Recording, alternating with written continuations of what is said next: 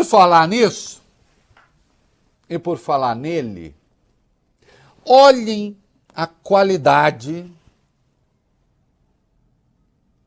do governo que tivemos.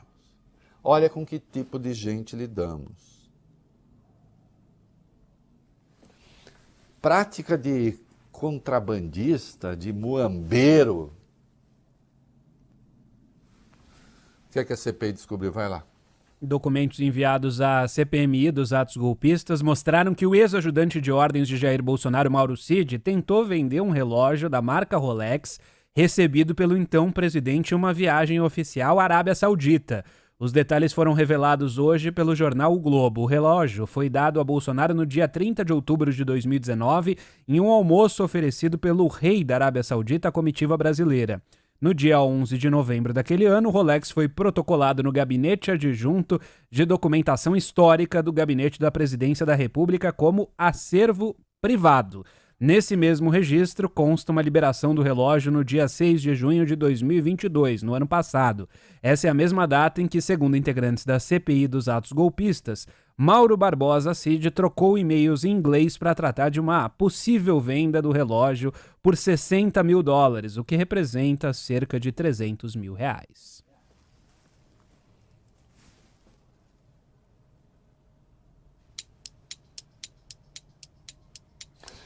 Olha, as conversas teriam sido, a quem se correspondia com ele é Maria Farani, que assessorava o Gabinete Adjunto de Informações. Acho eu, porque apareceu depois, vocês lembram, teve os dois conjuntos de joia e depois apareceu um outro relógio, né? Cheio de diamantes e não sei o quê, brilhante, sei lá. Deve ser esse relógio. Então, o sujeito ganha um relógio e recebe o presente porque é presidente do Brasil. Obviamente, não é um presente à pessoa, mas ao presidente. Coloca no acervo, retira do acervo e depois sai por aí tentando vender. Que eu saiba, não foi vendido. Eu acho que é esse relógio. Para mim, não ficou muito claro se é esse, acho que é. Não é? Que depois teria sido entregue. Agora vejam, era isso. Pensem, vamos lá. Além da reforma da Previdência, não importa a opinião que você tenha a respeito dela, mas além da reforma da Previdência, cujo debate foi herdado do governo anterior, né, do Michel Temer, e que acabou sendo aprovado no começo do governo Bolsonaro, o que de estrutural realmente foi feito? Quais escolhas? Para qual caminho se andou? Veio a pandemia. Muito bem. Uma pandemia, um desastre para todo mundo. Um desastre para a humanidade. Sem dúvida. De consequências ainda nem inteiramente conhecidas. Falei disso com o Nicoleles hoje. Há consequências posteriores à Covid que estão sendo vistas agora. Uma tragédia. Mas politicamente, Larissa Voglio Bene, é inegável que isso abre uma janela de oportunidade. Sempre é assim. Sim. Como abriu ao Bolsonaro.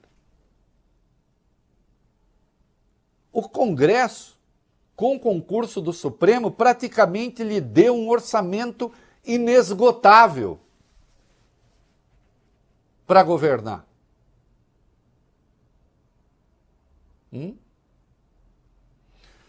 Para comprar vacina, para fazer atendimento social, para tudo. E sim, e foi iniciativa do Congresso mais Supremo. Eu lembro que Paulo Guedes, no começo, queria dar 3 parcelas de R$200 para os informais, e os formais iriam para casa com contrato de trabalho suspenso. Aí falaram, tá maluco? Não é assim que funciona. E depois caiu na real. E aí ele teve ali a PEC de guerra, como muitos chamaram. para governar, quase sem amarras do ponto de vista orçamentário. Quase não, vale bem, eu diria que sem. O que se pediu a ele? Respeite a Constituição, respeite as leis, no que diz respeito a políticas de saúde. E como nós sabemos, ele fez o que fez. Por que eu estou dizendo isso? Porque você tinha um presidente da República, o que é que ele queria? Um presidente da República cujo braço direito ficava mascateando o relógio. E tem agora essa outra história, estranhíssima. Estranhíssima, porque as conversas estão lá. Pedras preciosas em Teófilo Otoni, mas vindas de onde? Hein? Do que eu estou falando? Vai.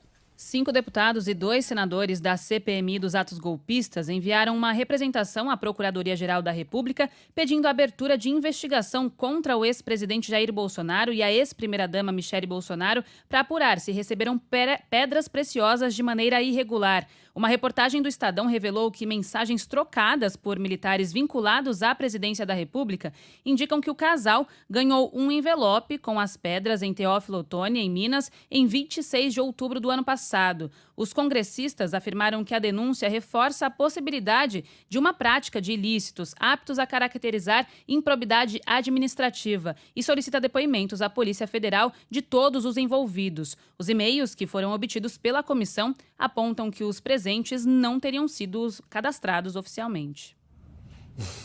Dá mais detalhes aí das pedras, vai, Beni, vai. Sim. Das supostas pedras, sei lá. O fato é, eles falaram disso. Meu Deus do céu! Quem governava o Brasil? Ai.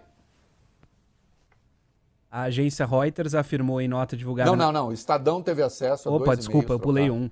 O Estadão teve acesso a 2 e-mails trocados pelos primeiros tenentes do Exército, Adriano Alves Teperini e Osmar Crivellati, pelo segundo tenente da Força, Cleiton Henrique Rouchuk. Os 3 foram ajudantes de ordem da Presidência da República durante o governo Bolsonaro. Segundo as mensagens, um envelope contendo pedras preciosas para o presidente da República e uma caixa de pedras preciosas para a primeira-dama foram recebidas em Teófilo Otoni em 26 de outubro e foram guardadas num cofre grande no dia seguinte. A pedido de Mauro Cid, as joias não deveriam ser cadastradas no acervo da União. Sabe o que me fascina nesse caso da joia? Mas joia de onde? Joia de quem? Porque, bom, aquelas outras, a gente sabe, a Arábia Saudita foi presente, né? E nós sabemos o destino. O relógio também tem origem.